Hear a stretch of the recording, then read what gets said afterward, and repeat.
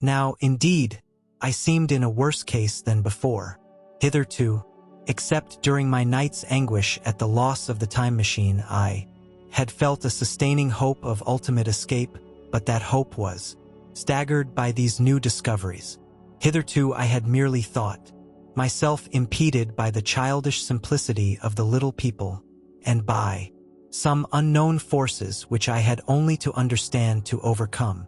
But there was an altogether new element in the sickening quality of the Morlocks, a something inhuman and malign. Instinctively I loathed them. Before, I had felt as a man might feel who had fallen into a pit. My concern was with the pit and how to get out of it. Now I felt like a beast in a trap, whose enemy would come upon him soon. The enemy I dreaded may surprise you. It was the darkness of the new moon. Weena had put this into my head by some at RST. Incomprehensible remarks about the dark nights. It was not now such a very difficult problem to guess what the coming dark nights might mean. The moon was on the wane. Each night there was a longer interval of darkness, and I now understood to some slight degree at least the reason of the fear of the little upperworld people. For the dark, I wondered vaguely what foul villainy it might be that the Morlocks did under the new moon. I felt pretty sure now that my second hypothesis was all wrong. The upperworld people might once have been the favored aristocracy, and the Morlocks their mechanical servants. BS, but that had long since passed away. The two species that had resulted from the evolution of man were sliding down towards, or had already arrived at, an altogether new relationship. The Eloi, like the Carlovingian kings, BT had decayed to a mere beautiful futility. They still possessed the earth on Surance. Bu, since the Morlocks, subterranean for innumerable generations, had come at last to nd the daylit surface intolerable. And the Morlocks made their garments, I inferred, and maintained them in their habitual needs, perhaps through the survival of an old habit of service. They did it as a standing horse paws with his foot, or as a man enjoys killing animals in sport because ancient and departed necessities had impressed it on the organism. But clearly, the old order was already in part reversed. The nemesis of the delicate ones was creeping on apace. Ages ago, thousands of generations ago, man had thrust his brother man out of the ease and the sunshine, and now that brother was coming back.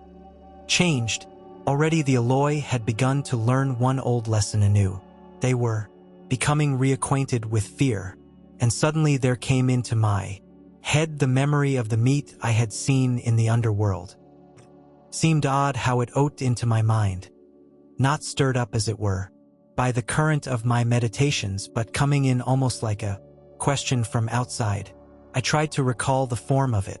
I had a vague sense of something familiar, but I could not tell what it was at the time. Still, however helpless the little people in the presence of their mysterious fear, I was differently constituted. I came out of this age of ours, this ripe prime of the human race, where fear does not paralyze and mystery has lost its terrors. I at least would defend myself. Without further delay, I determined to make myself arms and a fastness where I might sleep. With that refuge as a base, I could face this strange world with some of that condense I had lost in. Realizing to what creatures night by night I lay exposed, I felt I could never sleep again until my bed was secure from them. I shuddered with horror to think how they must already have examined me.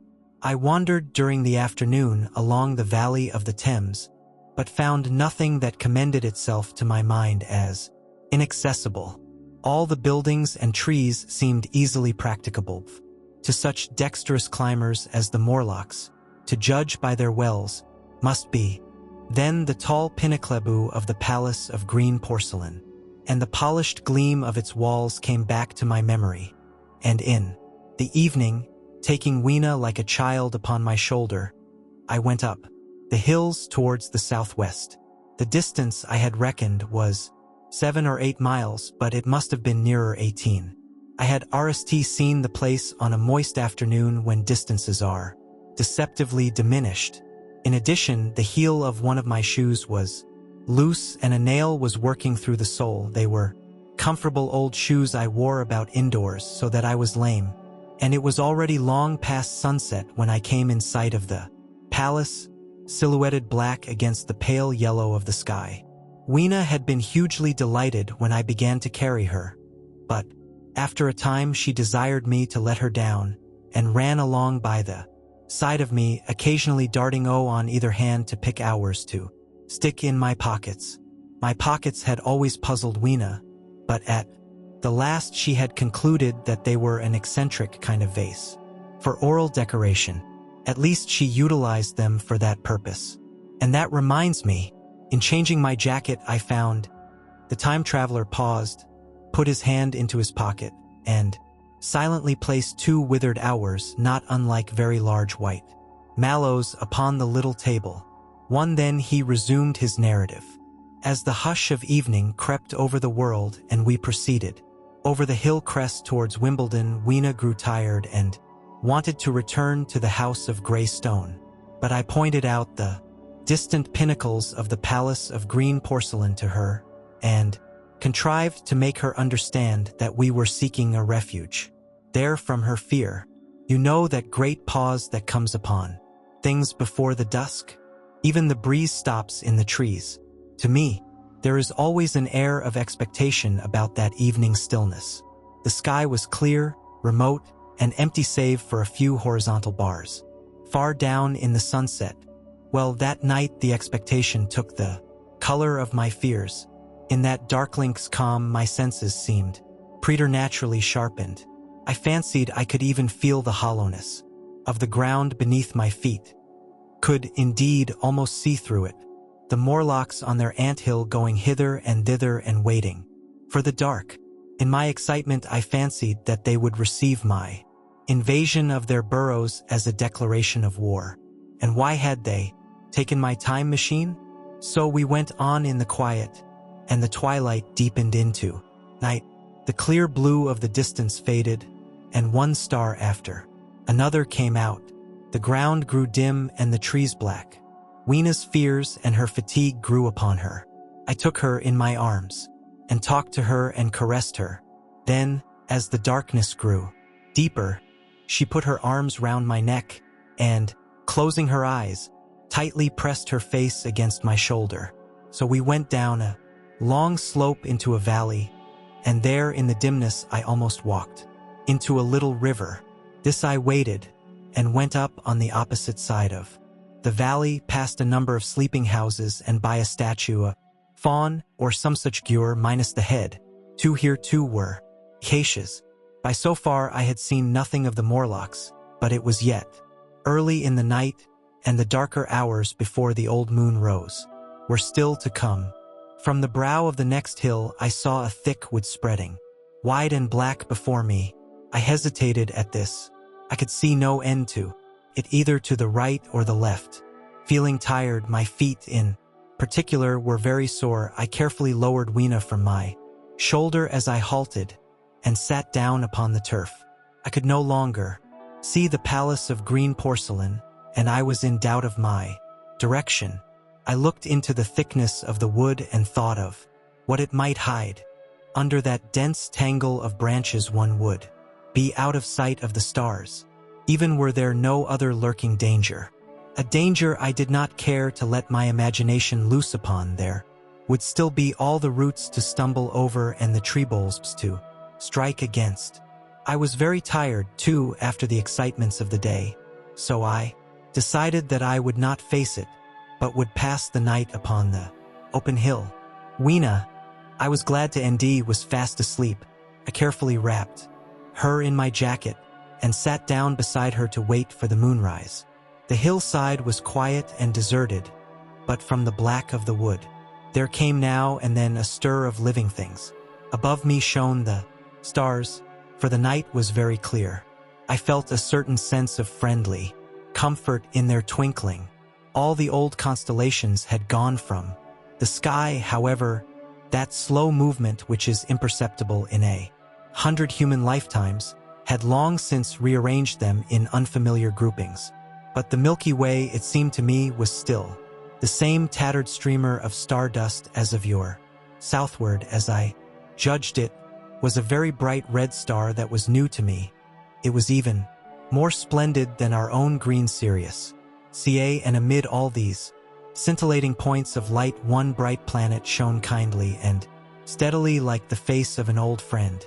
Looking at these stars suddenly dwarfed my own troubles and all the gravities of terrestrial life.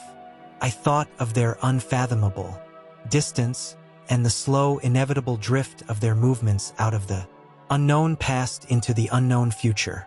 I thought of the great precessional cycle that the pole of the Earth describes.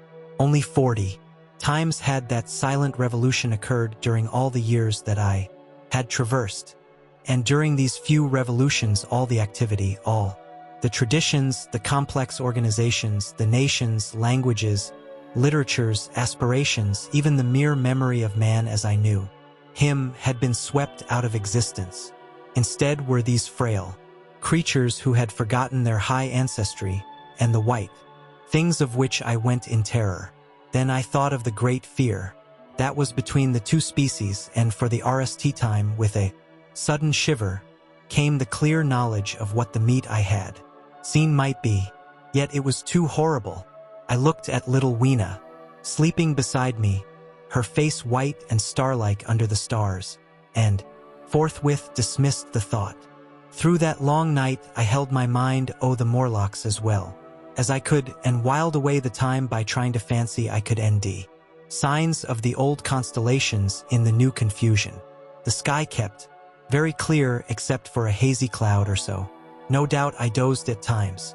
Then, as my vigil wore on, came a faintness in the eastward sky, like the reaction of some colorless ray, and the old moon rose thin and peaked and white, and close behind and overtaking it and overowing it the dawn came, pale at RST, and then growing pink and warm. No Morlocks had approached us. Indeed, I had seen none. Upon the hill that night, and in the condense of renewed day, it almost seemed to me that my fear had been unreasonable. I stood up and found my foot with the loose heel swollen at the ankle and painful under the heel, so I sat down again, took on my shoes, and hung them away. I awakened Weena, and we went down into the wood now, green and pleasant instead of black and forbidding.